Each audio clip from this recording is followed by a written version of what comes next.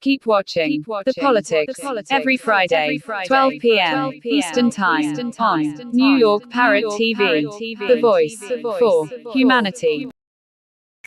Welcome. Good morning. In case you're wondering why we're starting at 8 o'clock today, is because the mayor has his police commissioner and his deputy mayor for public safety. They always have a briefing on Friday at 12 p.m.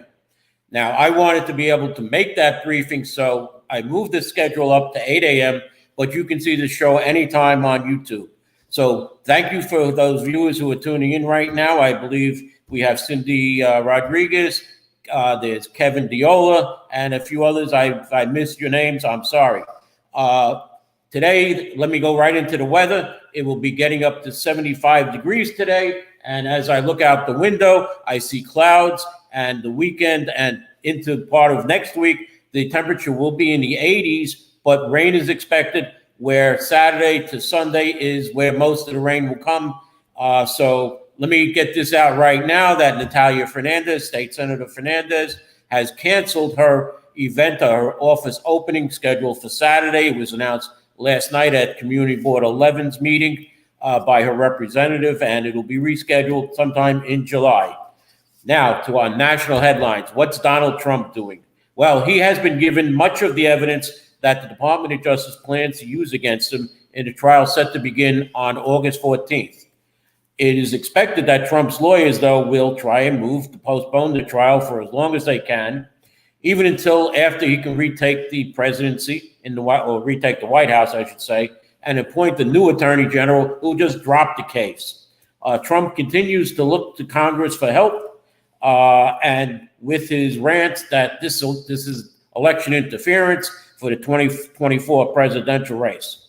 To make matters worse, the deputy director of his election day operation for 2020 presidential campaign appeared before a federal grand jury this week as part of a special counsel, Jack Smith's investigation into the January 6th insurrection and efforts to interfere with the lawful transfer of power to President Biden. The man is Gary Mitchell Brown. He was seen heading into the third floor grand jury room where testimony is heard about the efforts to stop the transfer of power to new President Joe Biden. And when he came out, Brown was met by reporters and declined to comment, just saying that he was starving and wanted to get a sandwich. Now, our next favorite subject, George Santos. He tried to keep the names of the people who helped him put up his $500,000 bail, but two judges refused his request, and it has been revealed that it was his father and his aunt who bailed him out. As far as Hunter Biden, well, he has pled down his case to almost nothing and received a slap on the wrist, and that's about all we have about Hunter Biden, because we can't find anything more about it. Going to state issues. Governor Hochul, because of the weather, has issued the following warning that rainfall is expected over the weekend and into next week. Nearly every region across the state will experience thunderstorms or heavy rain over the coming days, putting many communities at the risk of isolated flash floods. Say that there, flash floods. Localized flooding is possible in New York City, Long Island, Mid-Hudson, and the Southern Tier regions. Upstate New York are also at risk for excess rainfall and isolated flash floods. State personnel are constantly monitoring the forecast, and Governor Hochul encourages all New Yorkers to take responsible precautions. Be aware of the local forecast. You can sign up for emergency brief alerts at her website. She asks you to monitor any road closures and prepare a bag of supplies in the likelihood that you might have to be evacuated from your home. Next, we have former upstate Congressman Mondaire Jones, who was redistricted out of his district when the 16th and the 17th congressional districts were basically put together during redistricting, and New York State lost one congressional seat. Mondaire Jones ran then in downtown Manhattan and in Brooklyn Congressional District 10, unsuccessfully against Dan Goldman, who was the new congressman. It appears that former Congressman Jones is going to run for his upstate seat, where Democrat Sean Patrick Mahoney lost to Republican Mike Lawler. And Jones did not want to run in that primary against Maloney when the two districts overlapped. So it appears now that he will be going after Congressman Lawler. Yes, it appears that I have already a comment down here about the Community Board 11 ending their meeting last night with an executive session about lawsuits and removing a member. I am not privy to that. I am having a community board member come on, hopefully later, but I believe he is not able to talk about the executive session. So please bear with us. Now, the New York Assembly finally wound up their spring session by finishing up passing bills that were still sitting around. Yes, they passed abortion protection, abortion center protection, and a few other things. But one bill that took basically a couple of hours, maybe an hour or two, that is, was a debate by Assembly member Deborah Glick to ban many wildlife killing competitions in New York State. A sponsor memo stated that most of these animals hunted for competition sports were discarded afterwards, saying that such competitions are not an effective means of controlling animal populations.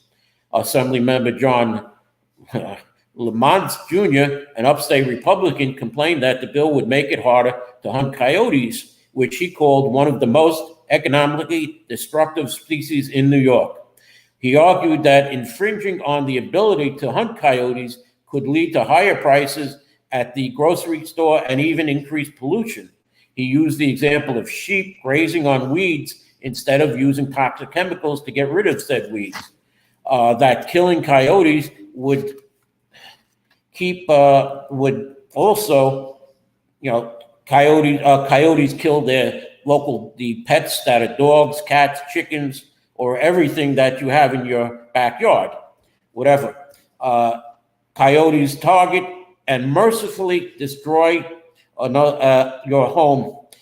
Another Republican from upstate said he has been to one of these or several of these local hunts that were hosted by his local American Legion chapter. He added that the wild animals that were killed were part of a game dinner that raises tens of thousands of dollars to the local veterans chapter. The vote, however, was 86-54 for the Glick resolution. So if you're upstate, you won't be able to hunt coyotes, but from what I understand, you'll still be able to date them.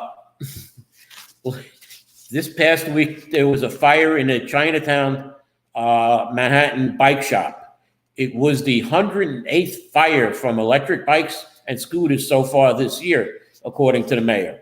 The HQ e-bike repair shop was cited for violations related to e-bike battery charging setup last August and fined $1,600. But issues were not corrected. 4 residents of apartments above the bike store died Tuesday as a result of the fire. 2 more people were in critical condition, and others sustained minor injuries. The number of battery charging fires has been increasing every year since the city council legalized personalized e-bikes in 2020. In 2020, there were 44 fires. In 2021, 104 fires. And in 2022, there were 220 fires. And so far this year, for the 5.5 months, 108 fires have happened in 2023, the beginning 5.5 months, which means that we are on the track to about 250 or more electric bike fires. E-bikes and scooters use lithium batteries, and when a bike has a refurbished or secondhand or homemade battery, or even if the cables used don't come with the battery, there's a risk of that charging the battery will explode. So be careful if you have an e-bike. Make sure that you have original equipment and don't take any secondhand, unverified or unused cables or batteries to put in your e-bike that don't match the specifications. The Daily News has reported that Mayor Eric Adams, has declared Wednesday that there is a coordinated effort to relegate him to be a one-term mayor. Mayor Adams will not, though he declined to say who he believes is involved in that push. Adams' comment was in response to a question about remarks he made Sunday at a Father's Day church service, where he said unnamed forces have aligned against him and they cannot allow this mayor to have his second term, and that those forces are coordinated, a certain body of people who are not pleased with him. And after 30 years of not having somebody who looks like him, he said, they are looking to make him a one-term mayor. Adams must mean that he is upset a lot. He said he has upset a lot of people with his appointments, with his initiatives, with his changes, and just who he is. We can't pretend that some in the city, he said, he doesn't fit the mold of what certain people think a mayor should be. I'm going to go finally with the Rent Guidelines Board before I go to a commercial. Rent Guidelines Board has announced the amount of what the landlords can raise the rent in rent-stabilized apartments for about 1 million New Yorkers. The increase for 1-year lease is 3%, and for the first time in history, they've split the 2-year leases, where in year 1, the increase is going to be 2.75%, and year 2, the increase will be 3.2%, which, if you add them together, divide, subtract, and whatever, it comes out to a 4.5 increase for 2 years. No one is happy with this, these rent guideline increases. Renters wanted 0 increase. Landlords wanted the maximum, which was 5% for 1 year, 7% for 2 years. So nobody is happy with the Rent Guidelines Board approval of 3% 1 year, 2.75 and 3.2 for the 2-year lease, which comes out to equivalent of 4.5%. So let me stop here. And I understand that my guest is here. So let me go to a commercial right now, and we'll come back with my guest. Do you wish your business makes it to the top list of the most searched for business in the US and around the world? Or are you searching for halal compliant services and products online? Then Halal Finder is your online resource directory, pointing you to the right places and products. Let's help you explore halal products and services of your choice as we manage many halal businesses across the world. Promote your business with halalfinder.com, the only plug you need to grow. Our services include business listing, digital marketing, branding strategy, SEO campaigns, crowdfunding, and humanitarian support. On our Compassion Corner, we offer crowdfunding of halal ventures and humanitarian services. In this section, you can make or receive donations, start donation campaign, and check existing donation campaigns. And by paying zakat and sadaqah to our Compassion platform on halalfinder.com, you have supported the poor, widows or widowers, orphans, and the likes around the world. Contact us at info@halalfinder.com or call +1 718 822 5555. Get started today at halalfinder.com. Okay, let me bring on my guest, Miguel Dyer from Community Board 11, who was the treasurer for candidate Bernadette Ferrara. And it appears that after the debate on Bronx Talk Monday evening, Mr. Dyer has resigned from being the treasurer for the Ferrara campaign. And I checked the campaign finance board listing today, and Bernadette Ferrara is listed as the campaign treasurer. Now, Mr. Dyer, are you there? Good morning. Good morning. I understand, though, that you're still the treasurer for the 14th council candidate, Rachel Bradshaw, who is running against Karina Sanchez. Is that correct? That is correct. Okay. Now, we're going to ask Mr. Dyer a couple of questions, and then I want to go into the real campaign for 13th Council District. And no, we're not going to ask him about Fingergate because he can't talk about it. Thank you. Let me ask you, what was the we know that the Bronx Times had the story. They're claiming an exclusive. Mr. Dyer and I talked to through an agent, one of Mr. Dyer's friends, to make sure that he, released the campaign finance board you have to go through their statement, their filings, and unless you file with the campaign finance board, you're still responsible for the Treasury. Now, did you originally I file was with aware the of that. campaign finance board or not? I'm sorry? Did you originally finance, or did you just send a letter to Ms. Ferrara? I did both. You did both. Okay. Because I just wanted to make sure when I heard it that you officially, resigned from the campaign finance board. Now, I do work closely with for all campaigns that I work on. There's a liaison that you work with, and you work very closely with them, and I was walked through it by her. Now, we see that you have a picture of your dog up. Yes, indeed. I know that. Would you, I've seen the Mr. Dyer's dog. It's a lovely little pup, or well, I should say a couple of years old. But tell the audience what his name is. His name is Waffles. And he is a wonderful dog. Now, let's get into business, though. Community Board 11. You're ending your first year on Community Board 11. What have you learned about the Community Board that you didn't know? I think that I've certainly learned a lot about the mechanics of the politics, and certainly a lot about just how things work, I guess, and how things don't work.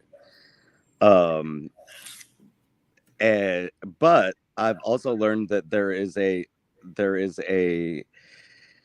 an ingrained reticence to change. And that's something that me and my colleagues have come up against, and it's been interesting to navigate. Last night was an election for the Sergeant of Arms, and one of your colleagues at Malcolm Gray was elected over incumbent Earl Circlage. Now, a lot of us in the audience were surprised at that, but I could see Mr. Circlage's face basically when he spoke to the district manager, and I could see disappointment in his face, which meant that he knew that Malcolm Gray beat him. Were you surprised that Mr. Gray is the new Sergeant of Arms? I was not surprised. I was surprised by the spread in the vote. Okay. And one more thing. We must congratulate Mr. Dyer and his friends on the Juneteenth event that they held this past Sunday. It was a wonderful event. Mr. Dyer brought 2 of the cakes that were donated, and they were delicious red velvet cheesecakes. Do you have anything to say about the event? And I understand that we had a comment about the pride flag flying in the board office. So would you like to comment about the pride flag?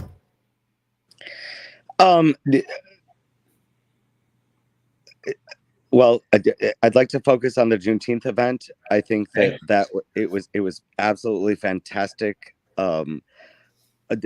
Every elected that that represented or that represents CB11 was there, other than the chair, and the chair did not support the event. Would not give us the go ahead to use the community board seal for the flyer, and did not attend the event. Other than that, the pride flags, they went up. The chair also was upset that 2 went up instead of 1. As you know, there are 2 storefronts Right. two windows. Right. One on Colden, one on Morris Park. Right. Yes, she was upset about that. So that was kind of part and parcel of what we're really talking about. Well, I mean, I really don't want to go into anything that's bashing the chair of Community Board 11. It Sure. appears that she is running for the city council, and the incumbent has done enough mailings. I've received 4 mailings already from her about candidate Bernadette Ferrara, and this one even says about Irene Estrada being Republicans. And then this was one of the best ones where Trump twins, okay? Yes. And in all, I've gotten about 11 mailings from the councilwoman already. And I've only gotten 3 mailings from the district attorney, Darcel Clark, who is running for re-election also. But let's go back to Community Board 11 and talk about the Economic Development Committee meeting. I know that you were also on that committee too. So what happened with this resolution that was passed last month that, or I should say didn't pass last month, and the board now had no input on the new smoke shop, or I should say legalized cannabis store that's on Williamsbridge Road across the street from the schoolyard of PS 96, is it? Or no, what is it, 89, I believe. So can you give me a little information about, last night, the meeting, you guys, the board voted now to try and have it recalled or have another vote. Can you give the audience a little information about what happened last night? I was actually quite confused because in the first vote at the last full board, it passed unanimously, and then this time it was passed with only my. I was the only one that was against their voting no. I was a bit perturbed because if you watch the video, I had my hand up and I wanted to speak before the vote, and Yep. I was not allowed to. So that was a little irritating, but in any event, the board voted the way that they did, and that's a democracy. Why it changed so much, I'm not quite sure. I know that the first time that we had the vote, I know that my speaking before the vote changed many people's votes. That's what they told me. This time I was not allowed to speak. Whether that was just a matter of efficiency, or somebody forgot or whatever, but I was quite upset that I was not allowed to speak before the vote because I had my hand up, and they just passed over. I mean, I saw that too, but in the audience we can't speak after speaking time, so I couldn't say Miguel has his hand up. Sure.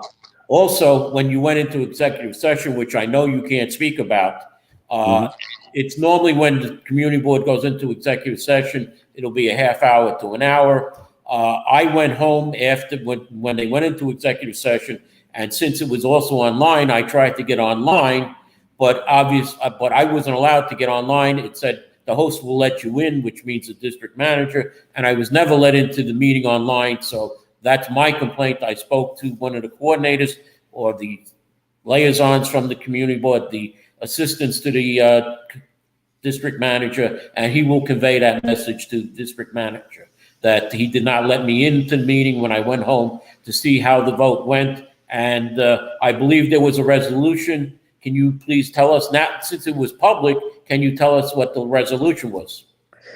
There were 2 resolutions. One was to send a letter to the borough president's office, the corporation council, and the district attorney's office with regards to having a meeting related to a certain person of the in the public that is that has been harassing many members of the board, and that passed unanimously. That's a matter of public record, Right. and the second, I'm not going to speak on the second one. I'm sorry. Okay, I can probably understand what it was, so I'll get it from the district manager then. Sure. Okay. Now, as far as the election goes, it's been reported in the Bronx Times that you are now supporting Marjorie Velazquez. Is that true? That is true. So you feel that the incumbent is the best of the four candidates then right now? Yes, I do. Okay. Now I'm going to go to the Republican side. Please, let me say that I think that all of the candidates are fantastic, but I will be supporting Marjorie.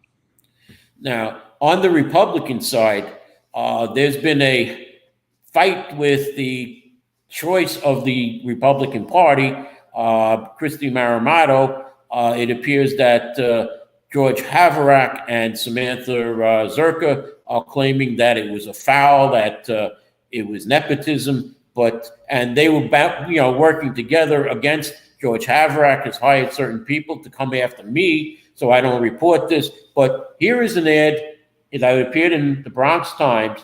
If you can't, it's from Samantha Zerka about George Haverack, and it reads: George Haverack has low energy and lacks fortitude to win against his friend Marjorie Velazquez this November. And there's a picture of George holding a check made out to $350 to Marjorie Velazquez. And one other photo I have that I want to show is a photo of George Haverack comparing himself to others. And let's go through this list with George. Community board experience. Now, George has 2 years, 1 term as a community board member. And myself, I've served 3 terms on community board, 8. And we don't see anything of George being a chair of a committee or vice chair. I was vice chair of 2 committees, and I was chair of the budget committee. Civic leader, I'll give that to George. George is a civic leader. But again, anyone on a community board is a civic leader. I have to interrupt you. My friend. Just to let you know, I am not the chair of anything, but I think I've been very effective. Please continue. Okay. Oh, well, you're only in your first term. It took me, I got lucky. I was made the vice chair of traffic and transportation towards the end of my first year, and held it for all my years on the board, as well as becoming the vice chair of public safety in my second year, and held that till I became chair of the budget committee. I was also asked to be vice chair of another committee when a person became the chair of that committee, but I said, I'm not going to vice chair 3 committees. Let's have other people. And what I see on Community Board 11 is that there are people who are chairing more than 1 committee, or they're co-chairing, and it should be allowed that other members of the community board will be allowed to be a co-chair or be involved in the chairship. And I think that we're running out of time, though, and my producer is telling me to end the show right now because we're at the 30-minute mark, and it's really a half-hour show. We sometimes run over a minute or 2. So, Miguel, I want to thank you for coming on. George, you're lucky I'm running out of time because I would go through this list and tear you apart. But like Samantha Zerka has. But let me end the show here. Like I said, thank you, Mr. Dyer, for coming on. Thank my viewers. Thank my viewers for commenting, and be careful because it's going to be a rainy weekend. So be careful. Thank you for viewing. Do you know that there is a publishing company that wants to make life easier for you as a writer. This publishing company is called World Inkers Printing and Publishing. We publish in all different languages, and we're looking for writers of all genres, all formats. We're looking for scholars, ghostwriters, playwrights, poets, short fiction, novelists, you name it. We're looking for anybody who is interested in writing and the craft of writing to be in touch with us. You can reach us at info.worldinkers@gmail.com. With World Inkers Printing and Publishing, you do not require a lot of money to publish with us. Contact us today at info.worldinkers@gmail.com. Become a winner with other authors at World Inkers Printing and Publishing. Give us a shot. We will surely finish.